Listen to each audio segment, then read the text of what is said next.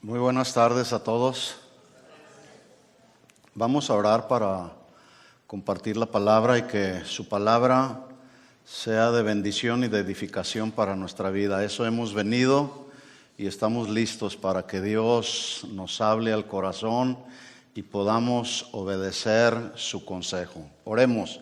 Señor, te damos gracias por la oportunidad que tenemos nuevamente de venir a tu casa. Hemos adorado, Señor, ahí en tu presencia. Y es tu gracia, Señor, tu gracia la que nos ha sostenido hasta el día de hoy.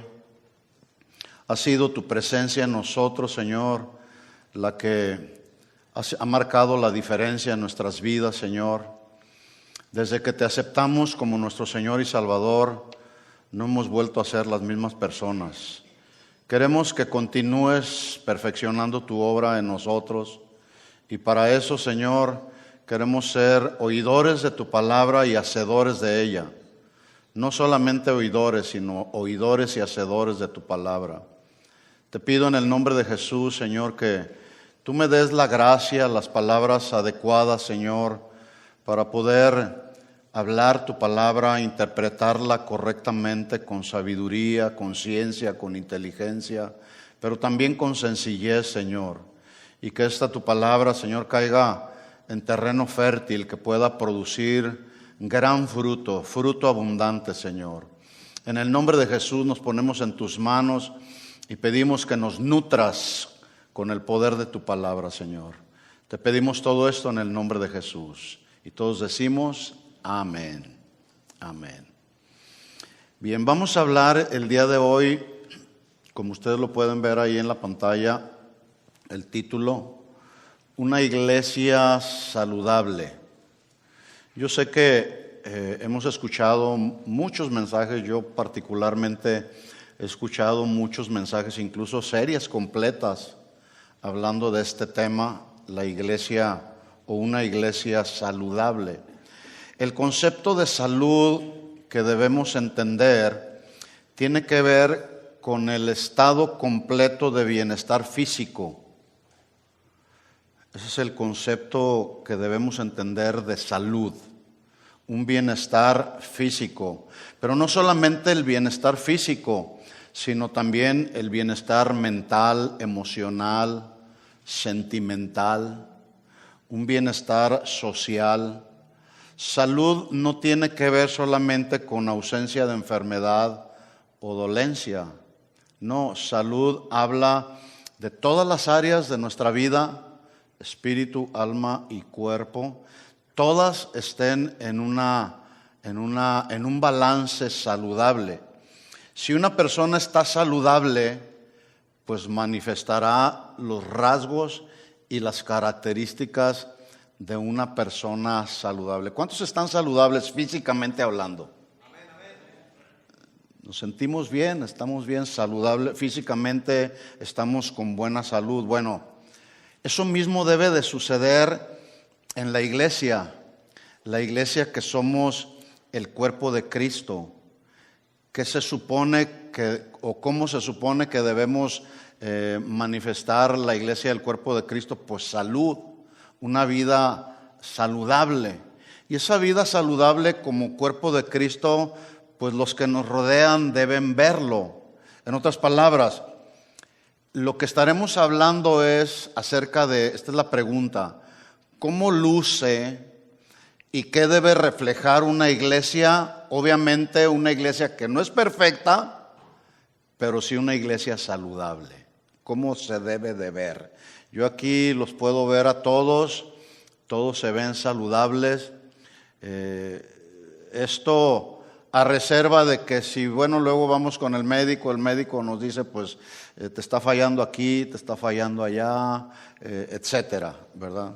Entonces, la otra pregunta que debemos hacernos es, ya como cristianos, ¿cómo yo puedo reconocer cuando una iglesia está saludable? ¿Cómo se puede reconocer? ¿Por la cantidad de las personas? Aunque el crecimiento numérico puede ser un indicador de salud, debo decirle que no es garantía de que una iglesia o una congregación, cuando me voy a estar refiriendo a la iglesia, obviamente me voy a estar refiriendo en general a la iglesia de Jesucristo en el mundo entero, pero también en algunos momentos me voy a estar refiriendo a la congregación local, a esta iglesia en particular.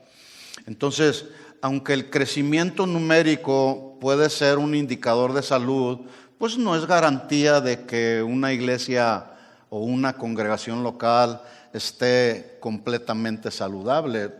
Todos podemos entender en el día de hoy que hay mega iglesias de 30, 40 mil personas, pero con muchos miembros que no han nacido de nuevo. En otras palabras, todavía están enfermos del alma, ¿verdad? Y sí los hay. La salud de la iglesia se debe medir en términos espirituales y bíblicos más que en términos numéricos, por la razón que acabo de mencionar. Entonces, lo que nos importa más es nuestra salud espiritual. ¿Cuánto de lo que conocemos de la Biblia aplicamos a nuestra vida? De los principios bíblicos, ¿sí?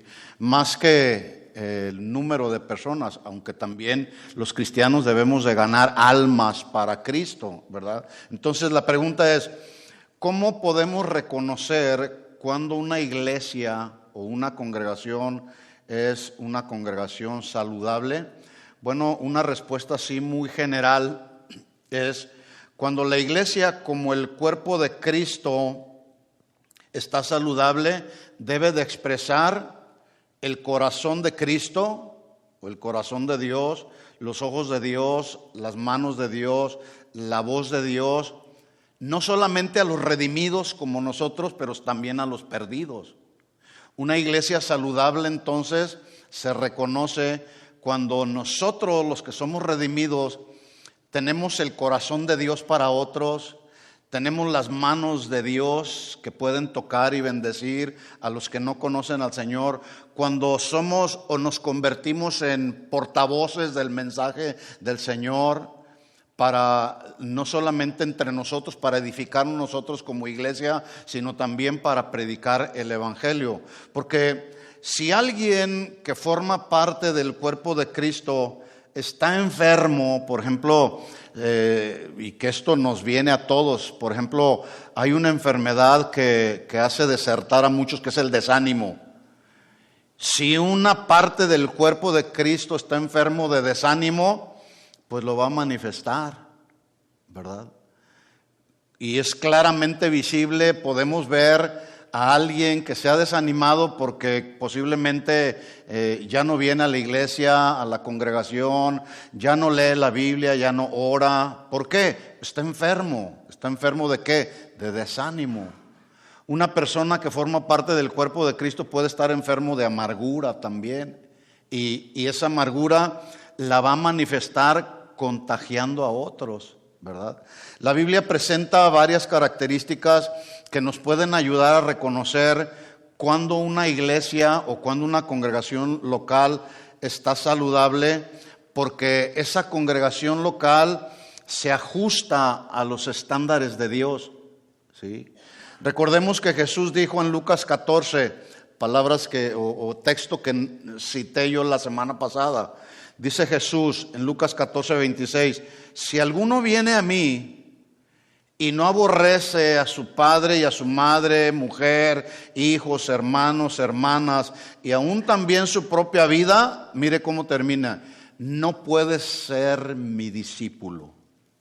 En otras palabras, no puede formar parte del cuerpo de Cristo, ¿sí?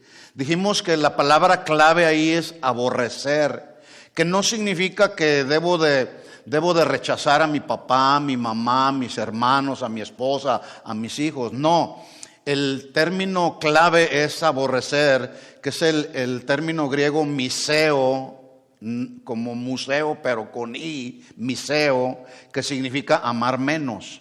En otras palabras, dice Jesús, si tú no amas menos a tu padre, a tu madre, a tu mujer, a tus hijos, pues no puedes ser mi discípulo. ¿Qué tienes que hacer?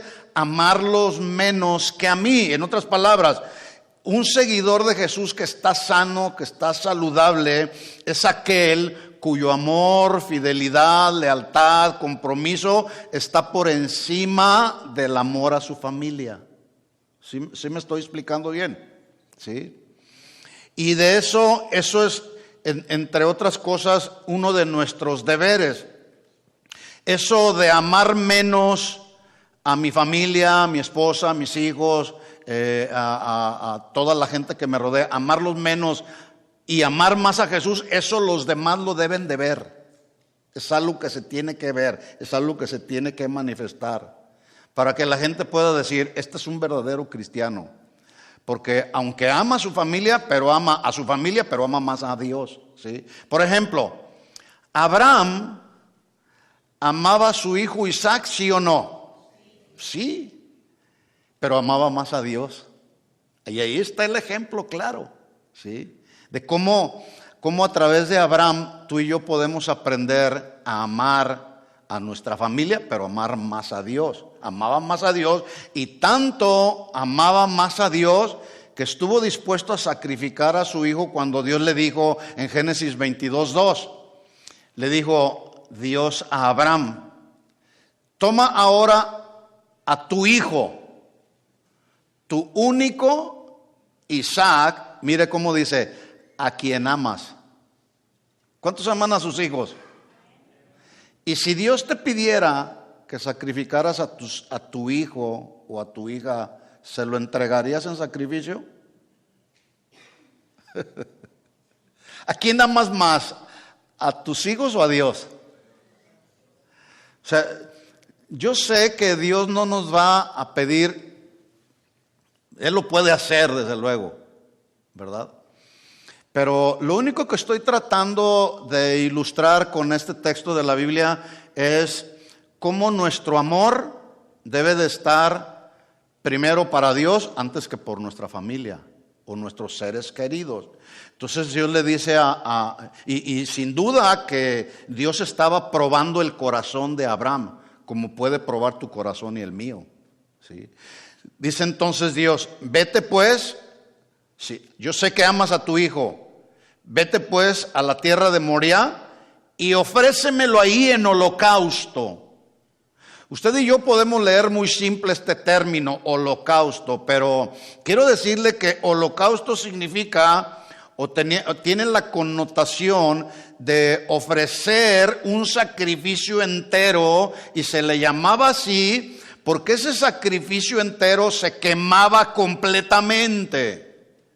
En otras palabras, cuando Dios le está diciendo a Abraham, ofréceme a tu hijo, a tu único, a Isaac, al que amas, ofrécemelo en holocausto, le está diciendo, quémalo completamente para mí. ¿Cuántos lo harían? ¿Cuántos ofrecerían a su hijo? Ahora, aquí podemos también aplicar de otra manera. Vamos a suponer que Dios no te pide a tu hijo, pero te pide aquello que amas mucho. Puede ser quizá tu auto o tu trabajo, qué sé yo, tantas cosas que luego nuestro corazón están puestas así, que amamos esas cosas. ¿Qué si el Señor te las pide? ¿Se las das o no? O posiblemente si tienes alguna profesión, algún negocio. Vamos a suponer que hay alguien aquí que tiene una profesión y Dios le dice, quiero que dejes tu profesión porque quiero que vengas a servirme de tiempo completo a mi obra. ¿Se lo darías? ¿Se lo entregarías? Quiero que dejes tu trabajo para venir y servirme full time. ¿Se lo entregarías al Señor? Ese es precisamente el punto. Jesús dijo, si tú no amas menos a tu familia que a mí, entonces no puedes ser mi discípulo. Entonces la pregunta es, ¿a quién amas más? ¿A Jesús o a tu familia? Cuando alguien ama más a su familia o cualquier otra cosa antes que a Jesús, sin duda hay una enfermedad en el alma. Hay algo que está pasando aquí en el alma. Porque Porque nuestra prioridad debe de ser Jesús. El primer lugar en nuestro corazón lo debe de tener Él y no cualquier otra cosa. De ahí parte todo. Se ama más a Jesús cuando una persona ha nacido de nuevo y ha hecho de Jesús su Señor y Salvador. Así que un verdadero cristiano es todo aquel que después de haber nacido puede afirmar con toda convicción y con toda certeza y seguridad: Jesús es el Señor y Jesús es mi Señor. Y lo voy a obedecer, aún a pesar de que me vaya a costar algo, lo voy a obedecer porque Él es mi Señor. Y esta obediencia, por el hecho de que Jesús es nuestro Señor, otros la deben ver, que obedecemos más a Dios que cualquier otra cosa. Así que el que es hijo de Dios, la palabra de Dios oye.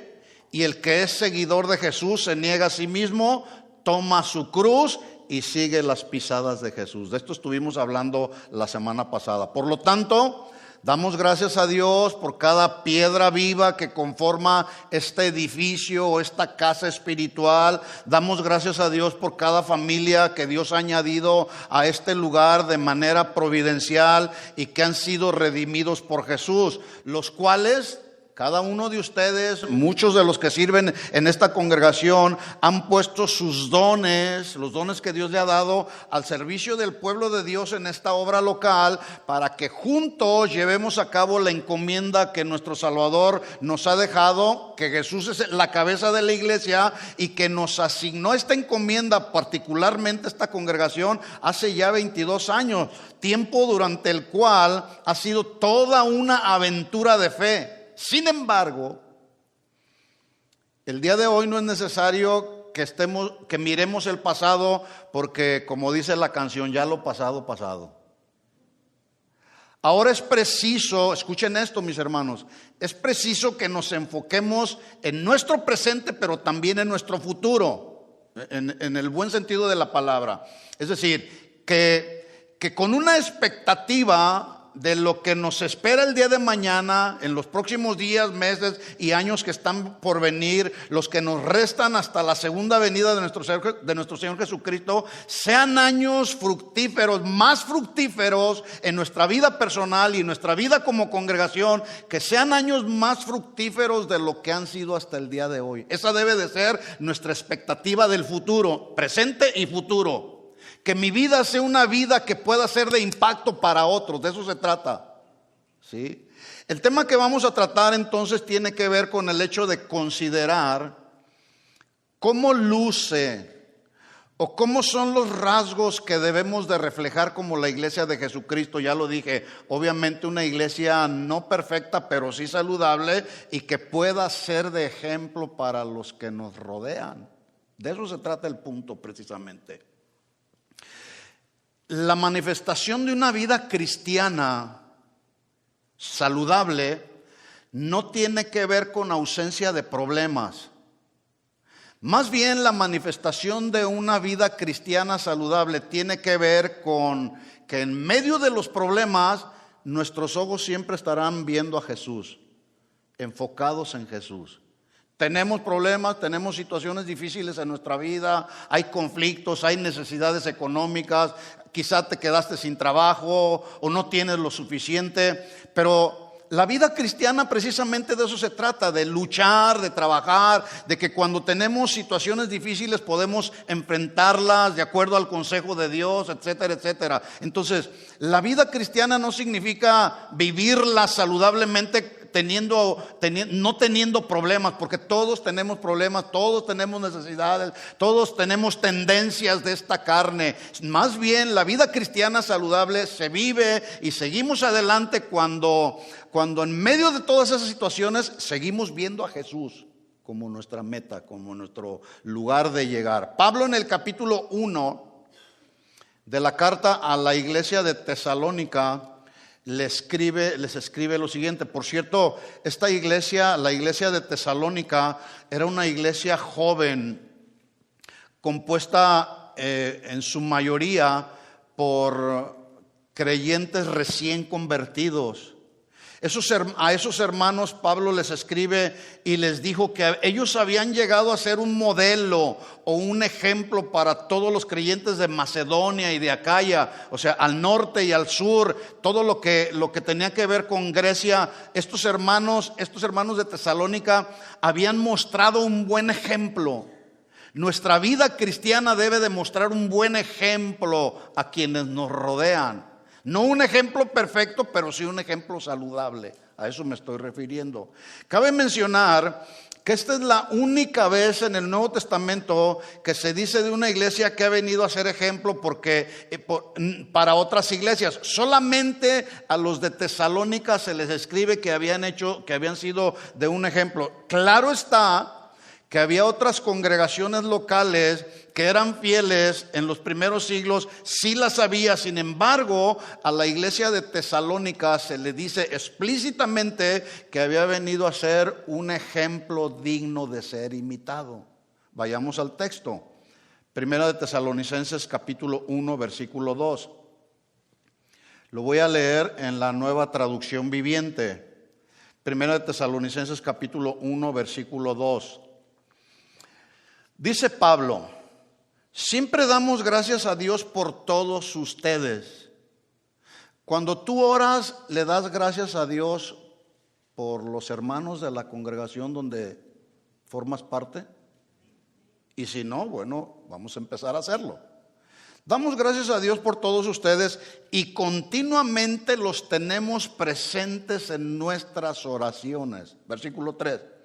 Al orar a nuestro Dios y Padre por ustedes, mire lo que dice Pablo. Imagínese usted a Pablo ahí orando por los hermanos de Tesalónica. Imagínate tú orando por los hermanos de casa de oración y pensando lo siguiente. Miren lo que pensaba Pablo de los de Tesalónica. Número 1, pensando en ustedes acerca de el fiel trabajo que hacen. Fiel trabajo que hacen. 2, las acciones de amor que realizan. 3, y la constante esperanza que tienen a causa de nuestro Señor Jesucristo. Versículo 4. Sabemos, amados hermanos, que Dios los ama y los ha elegido para que sean su pueblo. Pues cuando les llevamos las buenas noticias, no fue solamente con palabras, sino también con poder. Porque el Espíritu Santo les dio plena certeza de que lo que les decíamos era verdad. O sea, imagínese usted Pablo predicándole a los de Tesalónica, llevándole las buenas nuevas de salvación, y los de Tesalónica recibiendo y diciendo: wow, eso que está diciendo Pablo es verdaderamente lo que dice Dios en su palabra. Dice entonces ahí, el Espíritu Santo les dio plena certeza de que lo que ellos decían, los predicadores, en este caso Pablo, era la verdad. En otras palabras, Pablo les predicaba la verdad. No llegó a los de Tesalónica a entretenerlos, sino a hablarles la verdad. Dice la segunda parte: y ya saben de nuestra preocupación por ustedes, por la forma en que nos comportamos entre ustedes. Así que recibieron el mensaje con la alegría del Espíritu Santo, a pesar del gran sufrimiento que les trajo. De este modo nos imitaron a nosotros y también al Señor. Versículo 7. Como resultado de todo esto que Pablo les acaba de elogiar, dice ahí Pablo: como resultado de todo esto, han llegado a ser un ejemplo para todos los creyentes de Grecia, es decir, por toda Macedonia y Acaya. Atención aquí. De acuerdo a lo dicho por Pablo en este mensaje a los de Tesalónica, si hacemos así como una ecuación matemática, lo veríamos de la siguiente manera. Ya leímos todos los elogios que Pablo le dio a los de Tesalónica. Entonces vamos a hacer así como una ecuación de una suma. Fiel trabajo en la obra, más acciones de amor, más constante esperanza en Jesús, más el recibir el mensaje de la palabra de Dios con alegría, más el imitar a Jesús y a sus mensajeros. El resultado es ejemplo a todos los creyentes. Y ya esto nos enseña a nosotros que todos estos elementos que Pablo menciona ahí van a tener como resultado que cada uno de nosotros seamos ejemplos para los que nos rodean. Así que la iglesia de Tesalónica nos muestra el estándar o el modelo que nosotros como cristianos, al modelo al que debemos aspirar. En otras palabras, nosotros los que formamos la iglesia de Jesucristo en el mundo, deberíamos anhelar aquí en nuestro corazón lo que Pablo le dijo a los de Tesalónica: ustedes han llegado a ser un ejemplo para todos los creyentes de Grecia. Y tengo que aclararlo, un buen ejemplo, porque aún a veces nuestro ejemplo no es el mejor, ¿sí? Ahora, es importante considerar que la iglesia, la cual somos todos nosotros, la iglesia es lo que sus miembros son o lo que sus miembros manifiestan. En otras palabras, la iglesia de Jesucristo alrededor del mundo lucirá conforme lucen sus miembros. ¿Qué significa esto? Que debemos de tener muy claro que la iglesia de Jesucristo no es este edificio. ¿Estamos claros en eso? La iglesia no es este edificio. La iglesia somos personas.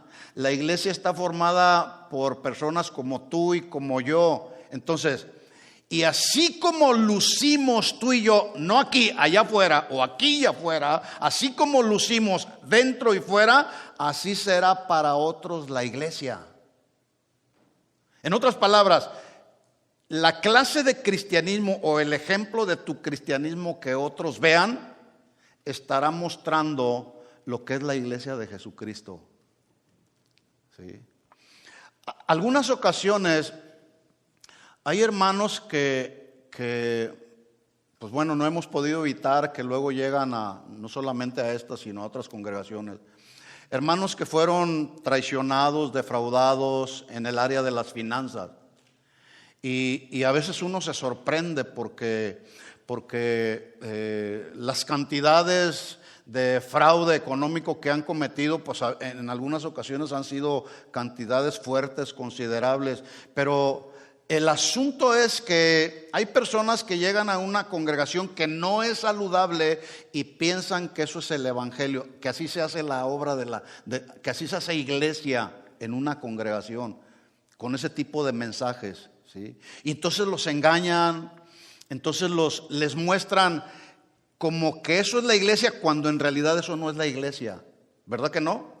Así no se hace iglesia. Por lo tanto, este mensaje tiene como propósito que consideremos la responsabilidad de nuestro testimonio, que consideremos que somos representantes, que somos embajadores de Jesús como su iglesia aquí en la tierra. Así que la pregunta que queremos darle respuesta de acuerdo a la Biblia es: ¿cómo debe lucir o cuáles deben de ser los rasgos y características que debe reflejar una iglesia saludable?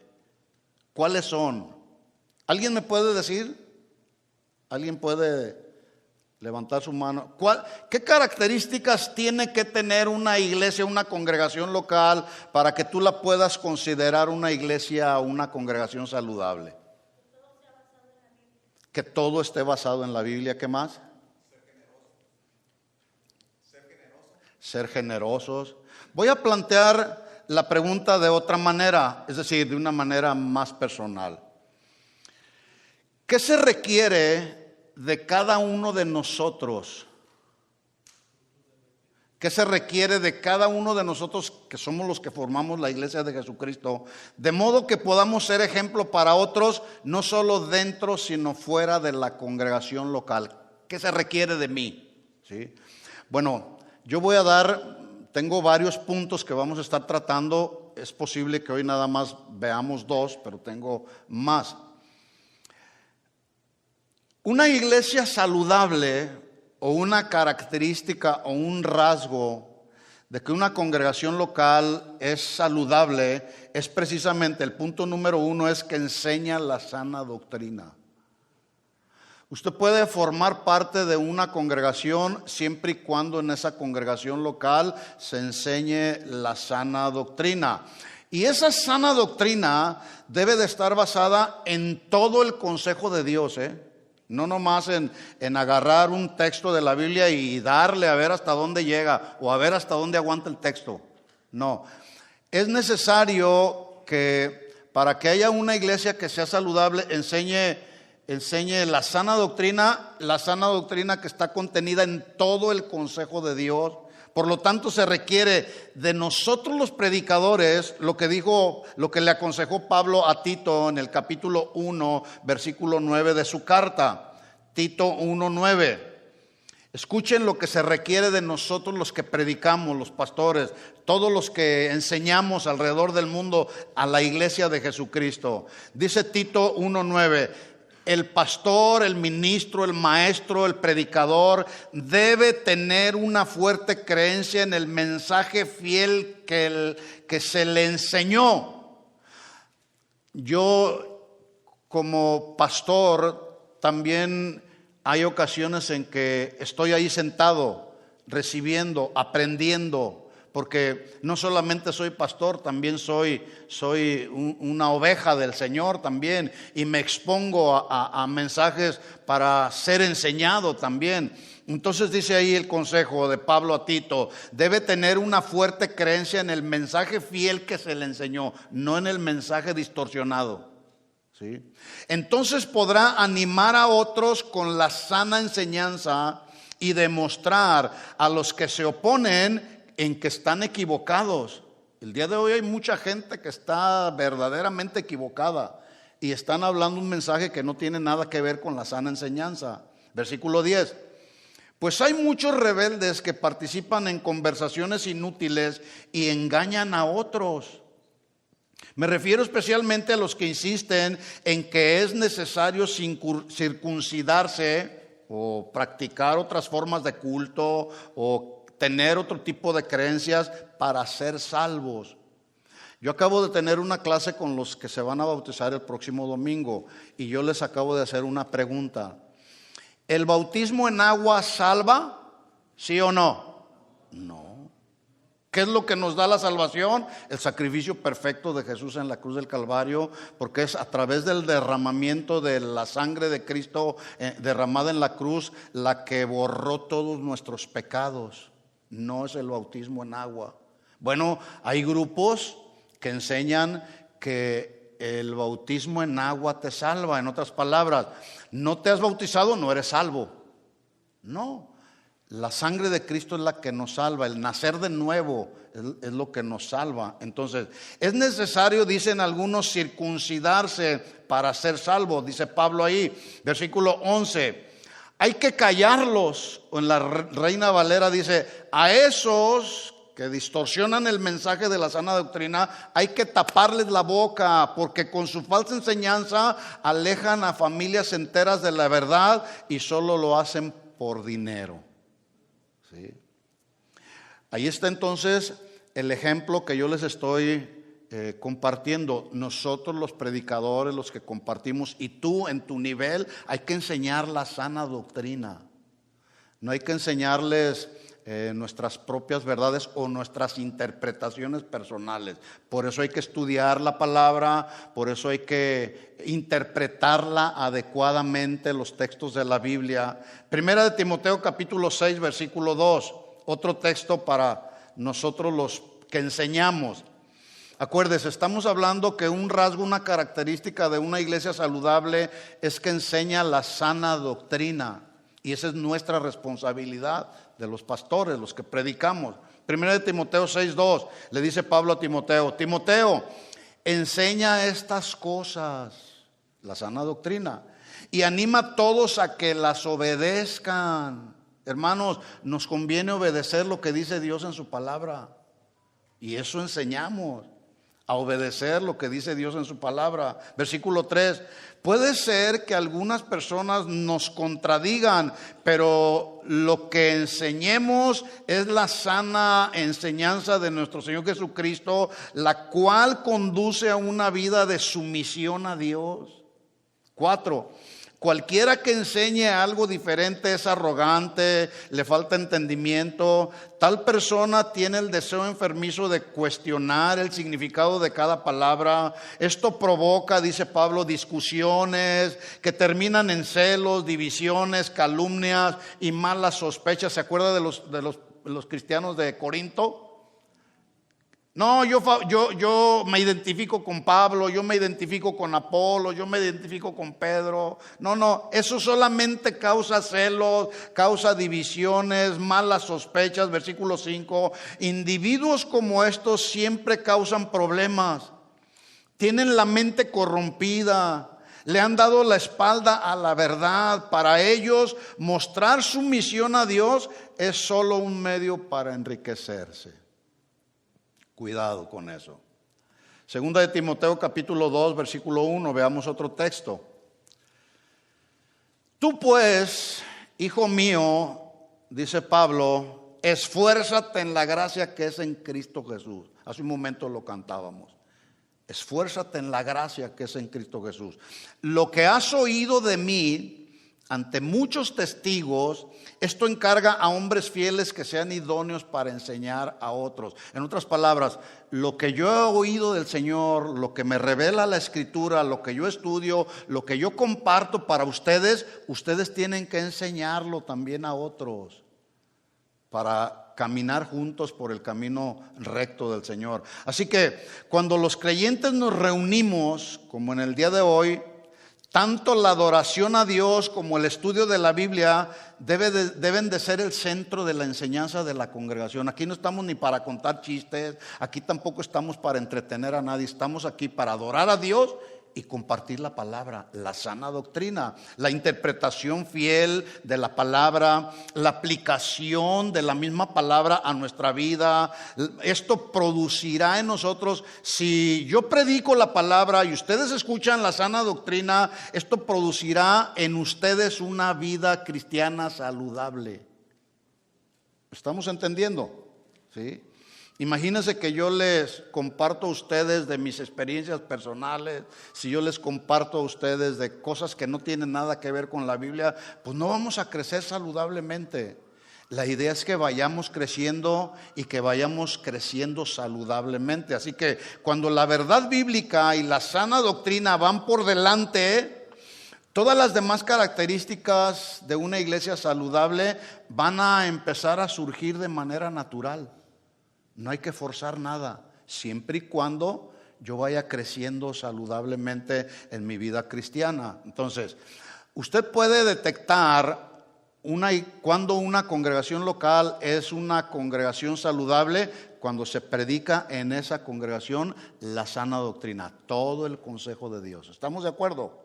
Número 2, otra característica.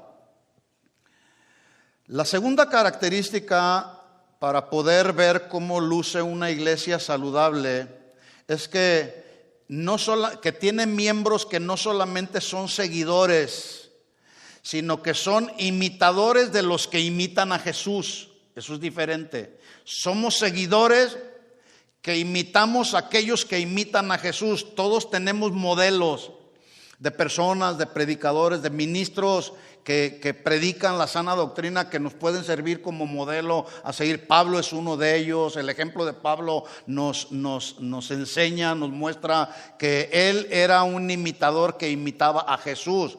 Mire lo que escribió Pablo precisamente a los de Tesalónica, 1 Tesalonicenses 1:5. Dice Pablo ahí, ya leí el texto, vuelvo a retomarlo. 1 Tesalonicenses 1:5, ¿estamos ahí? Léalo ahí en la pantalla. Dice, pues nuestro evangelio no vino a ustedes solamente en palabras, sino también en poder del Espíritu Santo y con plena convicción, como sabéis qué clase de personas demostramos ser entre ustedes por amor a vosotros. Es decir, Pablo no llegó ahí a quererse aprovechar de los cristianos de Tesalónica. En otras palabras, la calidad del mensaje que Pablo predicó fue confirmado y avalado por el carácter y el ejemplo de su predicador, en este caso el apóstol Pablo. Y los de Tesalónica lo recibieron porque dijeron, este es de los buenos, este es de los míos. ¿Por qué? Porque su vida, su ejemplo estaba avalando su mensaje. Versículo 6. Y vosotros viniste a ser, escuchen esto mis hermanos, ustedes vinieron a ser imitadores de nosotros y del Señor, habiendo recibido la palabra en medio de mucha tribulación con el gozo del Espíritu Santo. Esto quiere decir que los hermanos de Tesalónica no solamente recibieron el mensaje del Evangelio, sino que también vieron y absorbieron y adoptaron el estilo de vida de sus mensajeros. En este caso, Pablo, en este caso, Silas, Timoteo, que eran predicadores que habían llegado a compartir la palabra a Tesalónica. Ellos vieron el ejemplo de ellos, adoptaron su estilo de vida, porque era un estilo de vida alineado a la voluntad de Jesucristo. En otras palabras, la vida ejemplar de ellos vino a ser así como un libro abierto que todos no solamente podían leer, sino también podían tomarlo como ejemplo a seguir. Qué interesante, ¿no? De ese modo entonces dice el texto que llegaron a ser, por eso Pablo los elogia y les dice, ustedes llegaron a ser imitadores de Jesús y un ejemplo para otros. Y vosotros, mire cómo dice Pablo, el orden en el que lo establece Pablo la frase. Ustedes primero vinieron a ser imitadores de nosotros y del Señor. Alguien dijo que los imitadores llegaron a ser dignos de imitar. Los imitadores llegaron a ser dignos de imitar. Y eso es precisamente en lo que consiste el verdadero discipulado. Es decir, el proceso del discipulado no solo tiene que ver con transmitir todo tipo de información bíblica, sino además cuando nuestra vida misma sirve, y lo voy a decir de esta manera con una palabra muy actual. El proceso de discipulado tiene que ver con lo que enseñamos nosotros los maestros, los predicadores, pero también el proceso de discipulado tiene que ver, y uso esta palabra, sirve cuando nuestra vida sirve de influencers. ¿Sí? Se fijan que hoy, el día de hoy, se usa mucho esta palabra. Pues, ¿quién es el influencer de YouTube? Bueno, influencer es aquella persona que sirve para modelar a otros, que debido a su carácter, a su estilo de vida, debido a sus creencias, a sus valores morales y espirituales, ejerce una inspiración para sus seguidores. Eso es un influencer. En otras palabras, la esencia del discipulado está en la imitación. Y eso es justamente a lo que se está refiriendo Pablo cuando les dice a los de Tesalónica, ustedes vinieron a ser imitadores de nosotros y del Señor. Ahora, es importante considerar el orden de la afirmación de Pablo. ¿Por qué no dijo Pablo, ustedes han venido a ser imitadores del Señor Jesús y luego de nosotros? A fin de cuentas, es a Jesús a quien todos debemos imitar, porque nuestro perfecto modelo a seguir es precisamente la persona de Jesús. Pero la pregunta surge aquí, ¿por qué Pablo lo dijo en ese orden? Ustedes nos imitaron a nosotros y al Señor. Usted puede buscar este mismo texto en cualquier otra versión y usted la va a leer así. Se va a leer que ellos imitaron a nosotros, dice Pablo, y luego al Señor. En otras palabras, ¿qué hay detrás de la afirmación de Pablo? ¿Por qué los de Tesalónica imitaron primero a los misioneros y luego al Señor? Bueno, recuerden que al principio del mensaje yo les dije que la iglesia en Tesalónica estaba compuesta por recién convertidos. Así que la respuesta es, ¿por qué Pablo dijo, ustedes nos imitaron a nosotros y luego al Señor? Porque los nuevos creyentes comienzan a imitar a Jesús en la medida que perciben o detectan que el carácter de Cristo está siendo manifestado en otros creyentes más maduros. Por eso yo decía hace un momento, nuestro testimonio es de vital importancia para otros, ¿sí? En otras palabras, nuestro testimonio de vida es como el primer libro que empiezan a leer los creyentes. Obviamente conocerán a Jesús a través de las páginas de la Biblia. Pero los primeros cristianos, por ejemplo, si tú le empiezas a compartir de Cristo a uno que todavía no ha aceptado al Señor como Salvador, lo llevas a los pies de Cristo, el primer testimonio de Jesús que va a haber es en tu vida o en mi vida. ¿Me estoy explicando? Así nos sucedió a muchos de nosotros. Cuando a mí me compartieron del Señor, yo empecé a ver la vida de aquellos que me compartieron el mensaje de buenas nuevas de salvación y vi que su testimonio avalaba lo que decía la Biblia. Entonces dije, wow, sí, entonces sí es cierto, sí funciona las buenas nuevas de salvación.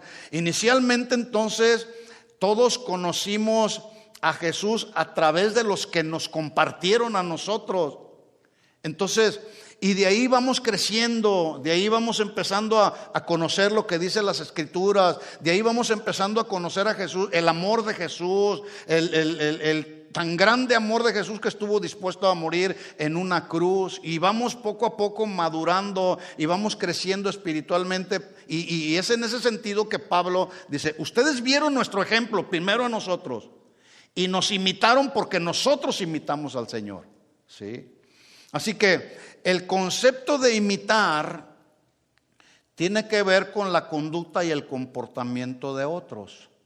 Por eso es muy importante nuestro testimonio, porque luego nuestros hijos van a imitar lo que nosotros el ejemplo que nosotros les estamos dando. Si les damos un buen ejemplo, pues nuestros hijos van a ver. Si te ven orando, pues ellos van a querer orar.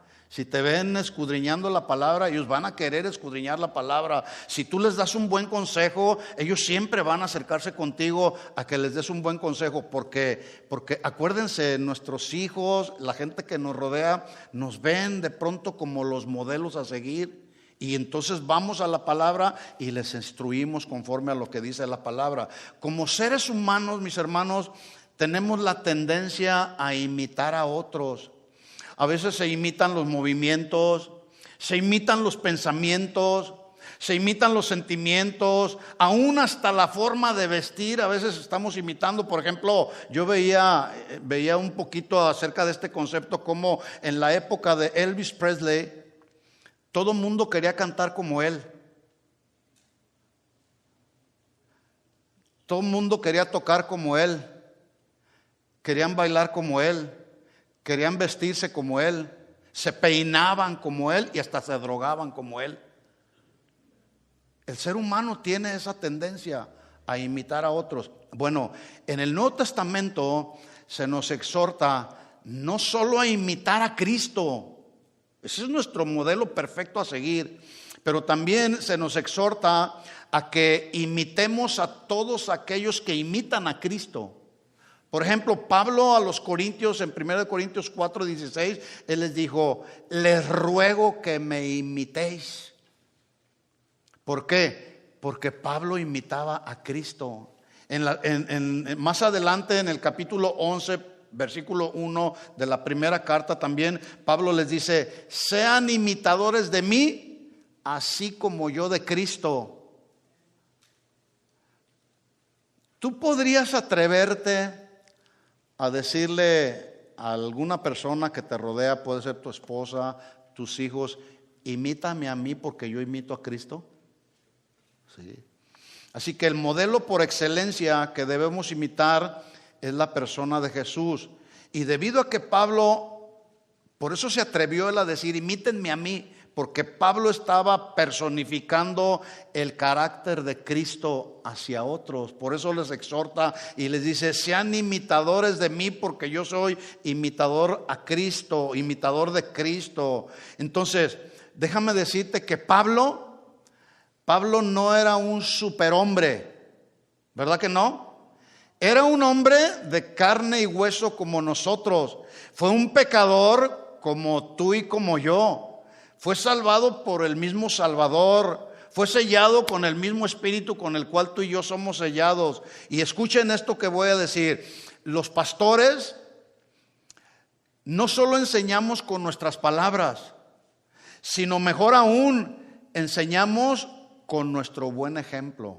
O así debería de ser. enseñamos con nuestro buen ejemplo. ¿Cuántos dicen amén a eso? Los pastores no solamente enseñamos con lo que hablamos, enseñamos con el ejemplo. ¿Estamos de acuerdo en eso? Bueno, a Timoteo, como un pastor joven, Pablo le escribió y le dijo en 1 Timoteo 4:12, ninguno tenga en poco tu juventud, mira lo que dice a continuación, sino sé ejemplo de los creyentes en palabra, en conducta, en amor, en espíritu, fe y pureza. Los pastores debemos de ser ejemplo, no solamente por lo que enseñamos, sino también con nuestra vida ejemplar. Ahí está la prueba, 1 Timoteo 4:12. A Tito, otro pastor joven, le dijo en Tito 2:7, preséntate tú en todo como ejemplo de buenas obras. En la enseñanza, muestra integridad y seriedad. Los pastores tenemos que ser ejemplo, no solamente con lo que enseñamos, sino también con nuestra vida. Pero escuchen esto, mis hermanos, les tengo noticias. Esta responsabilidad de ser ejemplo no es exclusiva de nosotros los pastores, también es de las ovejas. ¿Cuántos dicen amén a eso? Filipenses capítulo 3, versículo 17. Dice Pablo, hermanos, sed imitadores de mí y mirad también a los que así se conducen según el ejemplo que tenéis en nosotros. En otras palabras, ellos debían imitar a Pablo, pero también aquellos que imitaban a Pablo porque Pablo imitaba a Jesús. ¿Sí? Y yo pregunto, no solo aquí en esta congregación, sino a lo mejor a tu alrededor.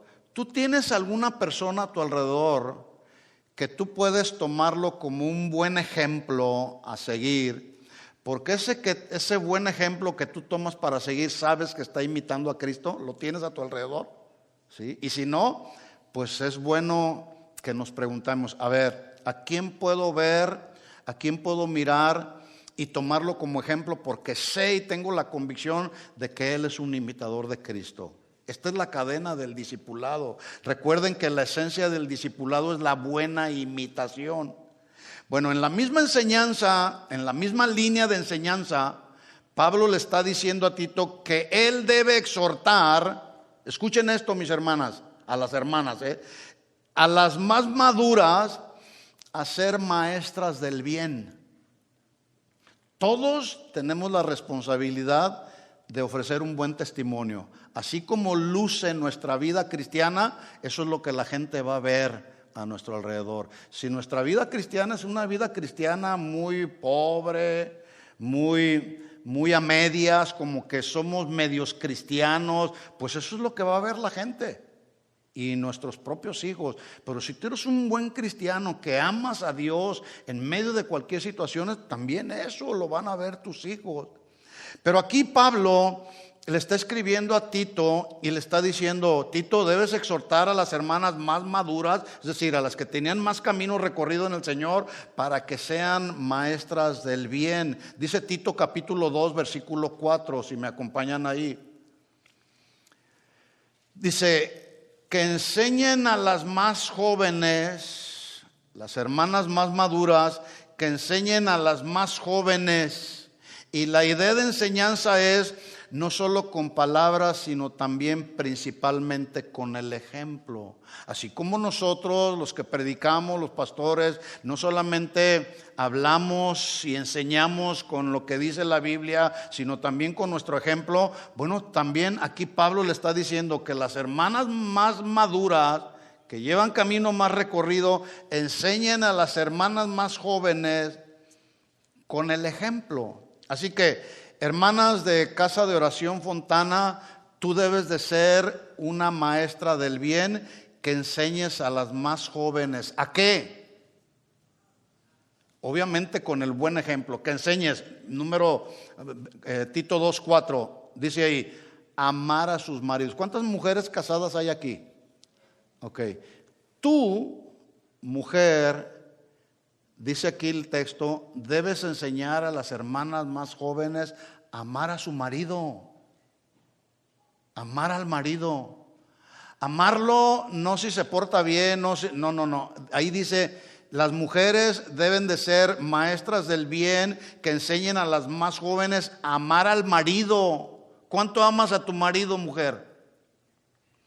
Y amar a sus hijos también. Y así como amas a tu marido y a tus hijos, quienes te rodean lo van a ver y van a decir, esta mujer ama bien a su esposo, lo respeta, se somete, está en línea con lo que dice la palabra de Dios. Pero también no solamente ama a su esposo, sino ama también a sus hijos, los cuida, los aconseja, los ministra, les tiene todo lo necesario. Esto quiere decir que cuando ven en ti el ejemplo, las más jóvenes van a aprender a amar a su marido y también a sus hijos. ¿Se fijan la responsabilidad que tenemos de manifestar un testimonio acorde a lo que dice Dios? ¿Sí? Acuérdense, estamos aprendiendo. Una iglesia saludable es aquella que se convierte en un imitador de Cristo. Y eso manifiesta y otros lo ven. Dice entonces Tito 2:4, que enseñen a amar a sus maridos y a sus hijos. Versículo 5, a ser prudentes. Lo contrario a la prudencia, ¿cuál es? Díganlo, la imprudencia. Entonces, que las mujeres, maestras del bien, enseñen a las más jóvenes a amar al marido, amar a los hijos, a ser prudente. Una mujer imprudente, una mujer que no se somete a su marido y otros lo ven, está siendo imprudente. Una mujer que no sabe conducir a sus hijos, amar a sus hijos adecuadamente, exhortarlos, disciplinarlos adecuadamente. Que si no lo hace, no está siendo prudente. Y otros lo vamos a ver, otro se va a ver. Que sean prudentes, y luego añade otra palabra, que sean castas, que se traduce puras y santas y consagradas. Y aquí me quiero detener unos minutos para que consideremos objetivamente el concepto de castidad. Y castidad no tiene que ver solamente en las mujeres, también en nosotros los varones, ¿sí? Debemos entender la castidad como algo, escuchen esto, que lejos de ser una restricción impuesta arbitrariamente, se presenta en la Biblia como una expresión de pureza, de amor, de respeto. Es decir, castidad para el hombre, yo debo respetar a la mujer y la mujer debe de respetar al varón, ¿sí? Ese es el concepto de castidad, ¿sí? Que tiene que haber pureza, amor, respeto, tanto para uno mismo como para los demás, en lo que se refiere a los pensamientos, a las palabras, a la conducta y a las acciones. Eso es castidad, ¿sí? ¿Se acuerdan cuando Jesús dijo, en la ley dice, no adulterarás? Pero yo les digo, en el Nuevo Testamento Jesús dice, cualquiera que mire a una mujer lujuriosamente, dice una versión, ya adulteró con ella en su corazón. Entonces, la castidad no solamente tiene que ver con la mujer, porque yo acabo de mencionar que el concepto de castidad tiene que ver con el amor, con el respeto, no solamente hacia uno mismo, sino también hacia los demás, en lo que tiene que ver con los pensamientos, con las palabras, con las conductas y con las acciones, ¿sí? En otras palabras, según lo que dice Pablo aquí en el texto, y que quede claro, no lo digo yo, lo dice la Biblia, la exhortación a las hermanas es que tú como maestra del bien debes enseñar a las más jóvenes a ser castas. Lamentablemente, y tengo que decirlo de esta manera, es un tiempo donde la castidad en la vida de algunas mujeres cristianas brilla por su ausencia o como que ya está en una etapa de extinción. Y yo voy a lanzar una pregunta, de acuerdo a lo que estoy hablando, principalmente a las hermanas, aunque repito, incluye a los varones. Escuchen esto, hermanas. Cuando tú escoges la ropa que vas a usar para asistir a la iglesia, para ir a tu trabajo, para ir al mercado, a donde quiera que tú vayas, Tú piensas en el hecho de que si las hermanas de la iglesia se visten como tú, estarían manifestando pureza, santidad, el carácter de Cristo, y tu marido, o si eres joven, tu papá estará de acuerdo en la manera como te vistes. Acuérdense, hermanas, que dice la Biblia que ustedes deben de ser maestras del bien, que deben estar enseñando a las más jóvenes. Y cuando la manifestación de la vida de castidad en lo que tiene que ver en el vestuario no es el mejor, puedes estar enseñando algo equivocado. ¿Sí? Pero escuchen esto, varones, también nosotros tenemos la responsabilidad de ser castos cuando vemos a las mujeres. ¿Sí? En otras palabras, mujer, tu ejemplo le está enseñando a otras mujeres a ser prudentes, castas en cuanto a tu forma de vestir, sí o no. Eso tú te respondes, cada quien. O tu esposo te puede dar la respuesta: oye, mujer, creo que la manera como te estás vistiendo no es la mejor, no es prudente. Sí. Ahora, y por favor quiero pedirles a las hermanas que no piensen que esto es legalismo, porque luego de pronto surgen los comentarios: el pastor ya se volvió legalista. Dice 1 de Timoteo capítulo 2 versículo 9, lo leo en la Nueva Traducción Viviente. Dice Pablo a Timoteo: quiero que las mujeres, y no es opcional, es un mandamiento, quiero que las mujeres se vistan de una manera modesta. ¿Sí? Deberían llevar ropa decente, dice esta versión, y apropiada, y no llamar la atención con la manera en que se arreglan el cabello, ni con sus accesorios de oro, ni con perlas, ni ropa costosa. Por supuesto, todo tiene un balance. Está bien que te pongas un collar, está bien que te pongas tus aretes, pero hay un balance para todo. Versículo 10. Pues las mujeres que pretenden ser dedicadas a Dios deberían hacerse atractivas por las cosas buenas que hacen, no propiamente por la forma y manera como se visten. En otras palabras, la pregunta para las mujeres es: cuando tú te vistes, ¿estás bien consciente que estás enseñando adecuadamente a otras mujeres a vestir de una manera casta y prudente? Así que dice Pablo a Tito: dile a las mujeres maduras que enseñen a las mujeres más jóvenes a amar a sus maridos, a sus hijos, a ser prudentes, castas, cuidadosas de su casa, buenas, sujetas a sus maridos. Escuchen, para que la palabra de Dios no sea blasfemada. ¿Se fijan en lo importante de nuestro testimonio, tanto del varón como de la mujer? ¿Sí? Así como luce la iglesia, la cual somos todos, eso es lo que otros van a ver de nuestra vida como representantes del cuerpo de Cristo que somos. ¿Sí? Concluimos pues. ¿Qué se requiere de cada uno de nosotros de modo que podamos ser ejemplo para otros, no solo dentro, sino fuera de la iglesia? Ya aprendimos, número 1, una iglesia saludable debe enseñar la sana doctrina. En el momento en que tú y yo salimos de este auditorio, debemos estar dispuestos y disponibles para enseñarles a otros la sana doctrina. ¿Sí? Número 2, una iglesia saludable, o la manifestación de una iglesia que está saludable, habla de que aquellos miembros son más que seguidores, son imitadores de los que imitan a Jesús, y ellos mismos vienen a ser ejemplo para otros. 2 formas y maneras de cómo tú y yo podemos ver cómo luce una iglesia saludable. Enseña la sana doctrina e imita a los que imitan a Jesús, y su vida es como un ejemplo para todos aquellos que nos rodean. ¿De acuerdo? ¿Entendió el mensaje? Vamos a orar y vamos a pedir que Dios nos ayude a ser un buen ejemplo para todos aquellos que nos rodean. Un buen ejemplo en todo lo que tiene que ver con la vida cristiana. Oremos, les invito a ponerse de pie.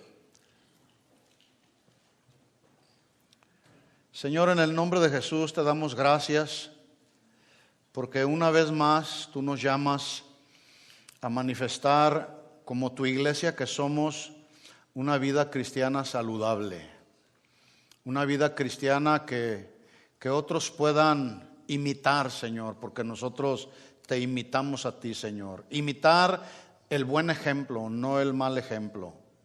Señor, yo te pido en el nombre de Jesús que día con día, cuando nos exponemos no solamente a tu palabra, sino a estar ahí en tu presencia, por tu Espíritu Santo tú nos redargullas en aquellas áreas que necesitamos cambiar, que necesitamos corregir, para que podamos ser un buen testimonio a quienes nos rodean, Señor, en toda nuestra manera de vivir, Señor.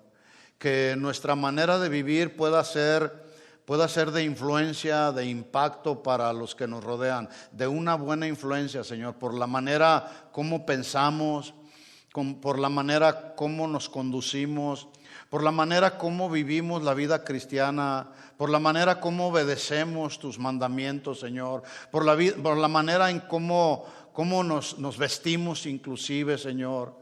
Ayúdanos, Señor, a ser conscientes de todo aquello, Señor, que no está alineado a tu palabra, Señor.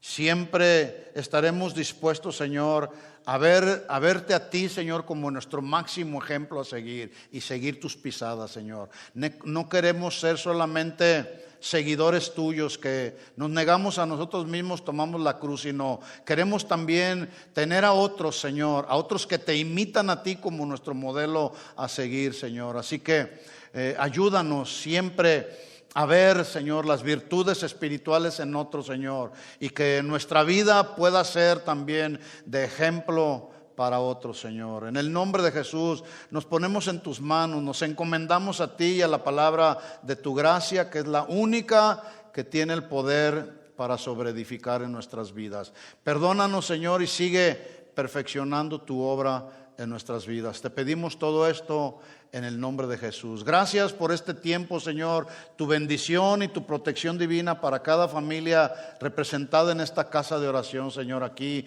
en Fontana. Bendícelo, Señor, bendice a mis hermanos, bendice a cada varón, bendice a cada mujer, Señor, bendice a nuestros hijos, Señor, en el nombre de Jesús, que podamos ser de buen testimonio para otros, Señor, en el nombre de Jesús. Tú nos encomendaste, Señor, que fuésemos la sal y la luz de este mundo, Señor. Que nuestra vida sea un testimonio que pueda impactar a otros, Señor. Te lo pedimos todo esto en el nombre de Jesús y todos decimos amén y amén. Dale un aplauso de alabanza al Señor. Gracias, Señor, por tu palabra. A ti sea la gloria y la honra siempre, Señor. Amén. Amén. Vamos pues a manifestar que somos una iglesia que está saludable y no enferma. ¿De acuerdo? Que Dios les bendiga a todos. Despídanse unos a otros.